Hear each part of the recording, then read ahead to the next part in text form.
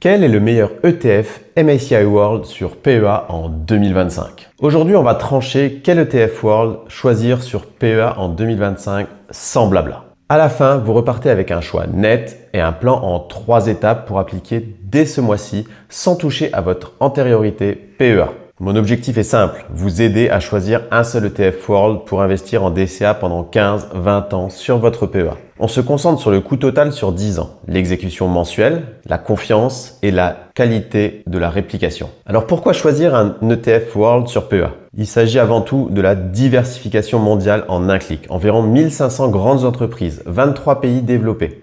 Sur PEA, la réplication synthétique permet d'obtenir la performance mondiale tout en respectant les règles du PEA. La réplication synthétique, c'est un ETF qui utilise un swap pour échanger la performance d'un panier d'actions éligible contre celle du MSCI World dans un cadre réglementé. Je vous ai préparé pour cette vidéo 3 ETF MSCI World que l'on peut choisir sur son PEA. Nous allons tout de suite passer sur le site JustETF pour le comparatif de ces 3 ETF, comme ça on va pouvoir les présenter, voir les avantages et les inconvénients de chacun et ensuite nous passerons dans un fichier Excel pour voir quel ETF choisir et qu'est-ce qui nous convient le mieux.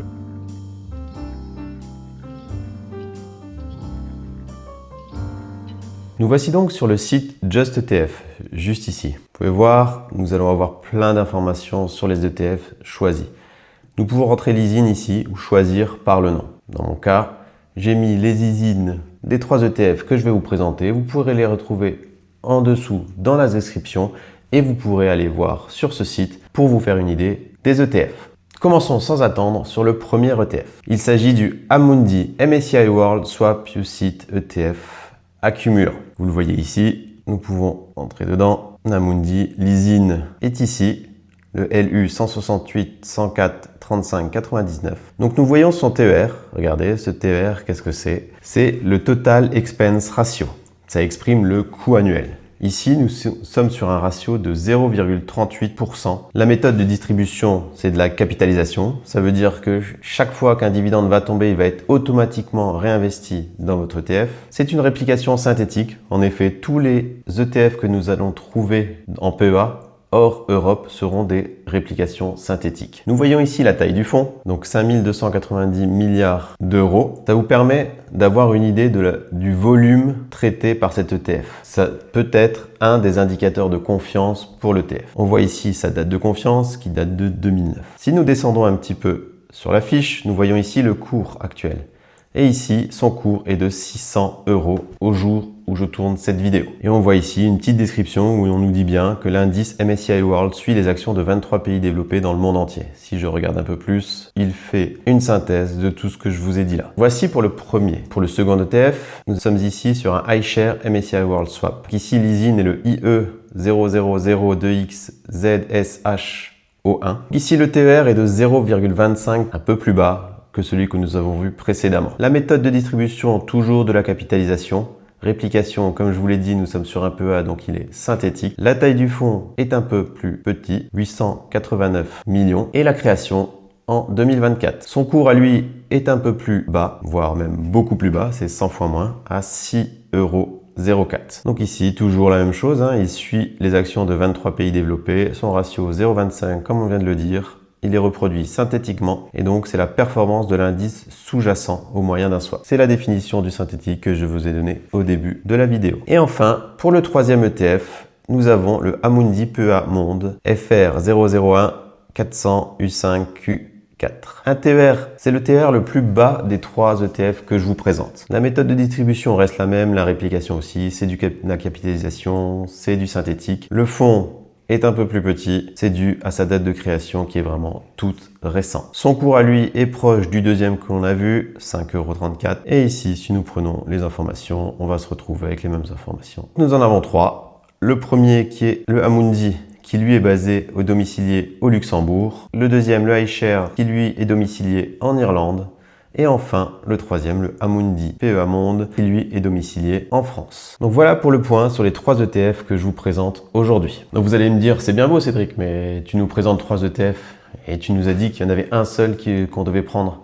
Comment je vais faire mon choix? qu'est-ce que je dois choisir là-dedans et surtout comment je fais mon choix. Pour moi, il y a 4 critères à prendre en compte quand on regarde un ETF et qu'on veut le choisir. Ce qu'on va faire déjà, c'est qu'on va comparer les 3. Donc ici, ce que je peux faire, c'est cliquer sur comparer. Il va me les ajouter dans une liste ici. Je vais comparer celui-là aussi. Ici, je vais afficher ma sélection. Donc je vais avoir mes 3 ici et vous voyez, j'ai les informations sur les 3. Donc qu'est-ce qui est important à prendre en compte ici? Pour moi, il faut regarder en premier lieu les frais. En effet, les frais peuvent paraître très petits, mais quand on place son argent sur un investissement très long terme, sur 20 ans, ces frais peuvent vous coûter énormément d'argent. Donc on est ici sur une fourchette entre 0,20 et 0,38%. Ça ne va pas beaucoup varier sur 20 ans, encore que il y aura quand même des variations, mais c'est un des critères à prendre en considération. La deuxième considération à prendre en compte, c'est l'accessibilité à l'ETF. On ne le voit pas ici, mais nous avons vu juste avant que les prix des 3 ETF étaient différents. Pour le premier ici, le Amundi MSCI World, nous sommes sur une entrée à 600 € l'ETF, qui peut être très élevé, surtout quand on a un DCA qui tourne entre 100 et 500 €. Il ne sera pas possible d'en acheter un par mois. Pour les deux autres, nous sommes sur des prix qui sont quasiment identiques, autour des 6 €. Donc l'accessibilité est beaucoup plus facile pour ces 2 ETF ici. Le troisième critère qu'il faut prendre en compte, c'est la confiance. En général, on regarde la taille du fonds et la date à laquelle il a été ouvert. On voit bien, Amundi, c'est la taille du fonds qui est le plus gros. C'est celui qui est là depuis le plus longtemps. On a vu juste depuis 2009, alors que les deux autres sont là pour le iShare depuis 2024 et lui depuis 2025. Il faut donc prendre ça en considération. Aujourd'hui, le Amundi, 121 millions, c'est quand même pas mal en moins d'un an. Le iShares est très bien aussi. Le Amundi, c'est celui qui est le plus implanté, c'est celui qui a le plus de vécu déjà. C'est pour ça que la capitalisation est beaucoup plus grosse aussi. Et enfin, le dernier critère qu'on peut prendre en considération, c'est la qualité de la réplication. Ici, dans nos exemples, on va avoir une réplication qui va être identique entre les 3. Donc, on n'aura pas besoin de comparer pour ces 3-là. Ce que nous allons faire maintenant, c'est comparer sur les 2 premiers critères. On va voir quoi choisir en fonction des frais que nous avons pour ces 3-là. Et nous allons voir également, au niveau de notre DCA, qu'est-ce qui est le mieux à faire pour nous. Donc, nous nous retrouvons tout de suite dans un Google Sheet, ici, où j'ai mis en place des hypothèses. Donc ici, par exemple, on part sur un versement mensuel de 100 € avec un horizon de temps de 20 ans, donc 240 mois. On considère qu'on va avoir un rendement annuel brut de 8%. Et ici, j'ai mis les TER des 3 ETF, 0,20, 0,25, 0,38. Ici, ne vous souciez pas de ce qu'il y a juste ici, ce sont des calculs qui vont vous permettre de calculer les frais sur le long terme. Donc, comme je vous l'ai dit, ici, on est sur l'hypothèse de base. On va donc passer sur la projection à 20 ans et avant. Donc, je vous ai fait un petit graphique. Dans ce fichier, nous retrouvons ici donc 4 lignes qui correspondent à 4 indicateurs clés. Le premier, ce sont les versements totaux sur les 20 ans. En versant 100 € par mois pendant 20 ans, nous allons verser au total 24 000 €. C'est la courbe bleue que vous voyez ici. Vous voyez, elle grandit de façon linéaire parce qu'on verse tous les mois la même chose. Les 3 lignes valeur finale nous permettent de calculer le rendement de notre investissement après 20 ans. Toujours sur la base de 8% de gains par an et en retranchant le TER que nous avons payé sur notre ETF. Nous voyons, il n'y a pas une grosse différence après 20 ans lorsque l'on choisit un ETF à 0,20 et un ETF à 0,38. Nous voyons, l'ETF à 0,38, on aura 1200 € de performance en moins sur 20 ans. On est d'accord, 1200 €, ça reste une somme, mais sur 20 ans, ça représente 600 € à l'année. Effectivement, vaut mieux les avoir en poche que pas du tout. Donc on voit bien que d'avoir un TER bas est plus intéressant que d'avoir un TER plus haut. Si jamais je rentre dans une hypothèse où j'ai un TER qui, au lieu d'être à 0,38, sera à par exemple 1,38. Disons qu'on veut faire un investissement qu'on a 1,38, ce qui est assez énorme. Je vais voir ce graphique et là nous voyons une réelle grosse différence ici. Vous voyez, cette ligne-là, c'est celle à 1,38 et on voit qu'ici, au lieu de faire 54 300 €, nous faisons que 48 000. Et au lieu d'avoir une différence de 1200 € avec le 0,2, nous avons une différence de 7 400 €. C'est la raison pour laquelle il vaut mieux choisir un TER très bas. Si je reviens sur ma comparaison des 3 ETF ici, il paraît beaucoup plus logique de prendre cet ETF 0,20%, donc le Amundi PEA Monde, qui va nous permettre d'économiser énormément en frais. Nous allons passer maintenant à la partie du DCA. est-ce que mon DCA va me permettre de choisir l'ETF Amundi MSCI World ou pas? Je vous ai déjà donné une bride de réponse. Donc je pars toujours sur une hypothèse où nous versons 100 € chaque mois, une hypothèse sur 24 mois, pour nous permettre de voir comment va se passer notre DCA si on choisit tel ou tel ETF. On a donc nos 3 ETF qui sont ici. Le premier était à 600 €, on l'avait vu, hein, à peu près 600 €. Celui-là était à peu près à 5,8 et celui-là était à 6. Donc nous allons voir au niveau de nos projections comment ça se passe. Alors attention, ça peut paraître barbare, mais vous allez voir que c'est assez simple. Donc ici, j'ai ma contribution. Tous les mois, je mets 100 €. Ici, ici, ici. Et ici, c'est le nombre de parts que je peux acheter. Donc on voit bien que quand je mets 100 € pour le prix à 5 et le prix à 6, donc pour les deux ETF qui ont des prix de parts les plus bas, je peux acheter beaucoup de parts et il ne reste plus beaucoup d'argent sur mon compte qui ne sont pas investis. Parce qu'en effet, si vous achetez des parts et qu'il vous reste beaucoup d'argent dans votre portefeuille qui ne sont pas investis, c'est de l'argent qui dort et qui ne va pas travailler et qui ne va pas vous fournir des dividendes ou des intérêts. Donc ici, on voit, on achète 17 parts, il va nous rester plus que 1,40 € environ. Attention, je ne compte pas les frais de courtage, les frais qu'on peut avoir quand on passe un ordre. Pour l'ETF à 6 €, on va acheter 16 parts et il va nous rester 4. Ici, on voit que l'on ne peut pas acheter sur les premiers mois cet ETF. Pourquoi? Parce qu'on va mettre 100 € par mois. S'il coûte 600, il va falloir au moins 7 mois pour pouvoir l'acheter. Pourquoi je dis 7 mois? Parce qu'il va falloir qu'on ait 600 €. Mais comme il y aura des frais qui vont s'ajouter pour le courtage, il faut avoir un peu plus de 600 €. Donc on va devoir attendre 7 mois avant d'en acheter un. Ça veut dire quoi? Ça veut dire que sur les premiers mois, notre argent va dormir et ne va pas travailler. La conclusion de cela, c'est que si j'ai un DCA qui n'est pas énorme, donc si je ne mets pas 1000 € sur mon compte PEA, il vaut mieux que j'aille prendre des ETF avec une part plus petite. Je vais acheter un 5 €, 6 €. Ça va me permettre de dépenser tout mon DCA et de le faire travailler tout de suite et de ne pas avoir d'argent qui dort inutilement. Par contre, il est vrai, si je change un petit peu mon hypothèse et qu'au lieu de 100 €, je mets 1000 €, effectivement, au niveau de mes projections, ici, je vais pouvoir acheter à chaque fois. Mais, vous voyez, j'aurai quand même de l'argent qui dormira. Ici, mes 1000 €, si je les mets en entier, j'ai 99,7% de mon DCA qui sera investi, contre 60 pour celui-là et 99,6 pour celui-là. Donc, j'espère que vous avez bien compris.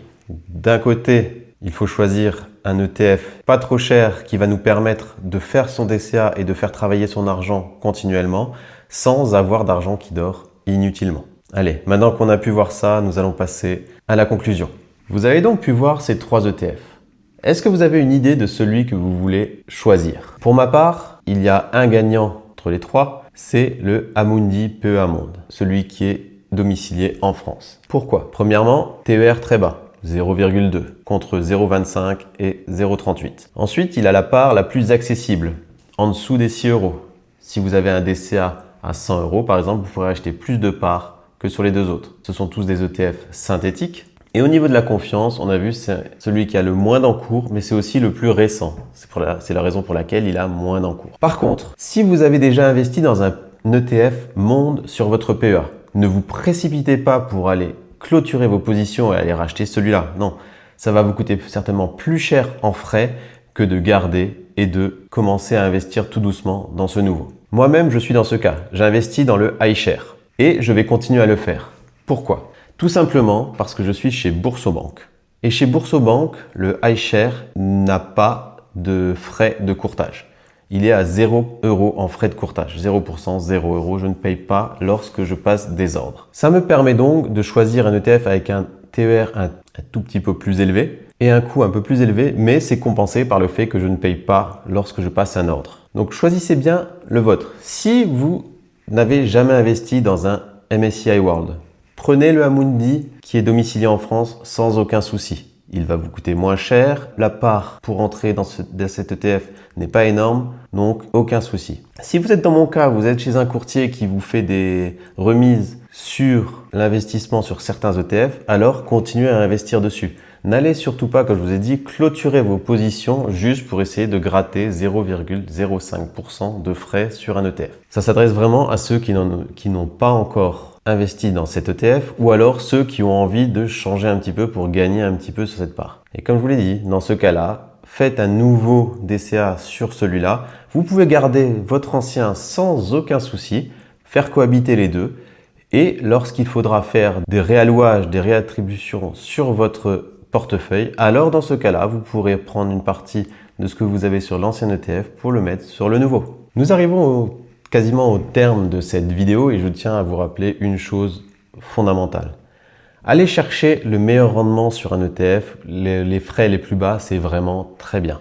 C'est quelque chose qu'il faut essayer d'avoir en tête pour qu'à long terme, ça puisse porter ses fruits. Par contre, il y a une chose qui est vraiment importante à mettre en place et à ne surtout pas oublier ou à ne surtout pas dévier. Il faut vous fixer un calendrier. Il faut que vous fassiez un véritable DCA. Chaque mois, faites vraiment l'effort de prendre une partie de votre salaire et de faire un virement automatique vers votre courtier. Ça va vous permettre de faire un DCA.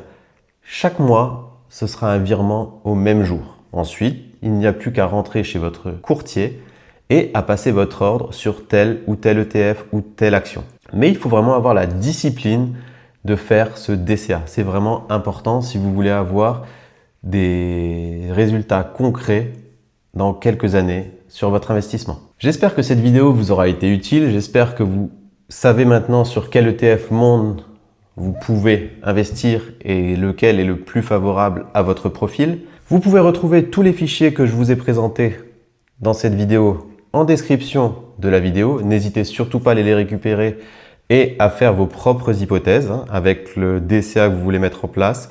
Pourquoi pas, si vous avez d'autres ETF, vous pouvez mettre les TER des autres ETF et les comparer. Ces fichiers sont totalement gratuits. Vous n'aurez rien à faire, juste à les télécharger et à vous amuser chez vous avec. Vous pouvez me mettre en description le choix que vous allez faire sur les ETF. Qu'est-ce que vous avez choisi? Est-ce que vous avez choisi un de ces trois-là? Est-ce que vous en avez un autre hyper bien que j'aurais oublié et que je n'aurais pas présenté? Dites-le moi en commentaire et on se revoit très bientôt pour une nouvelle vidéo. Au revoir.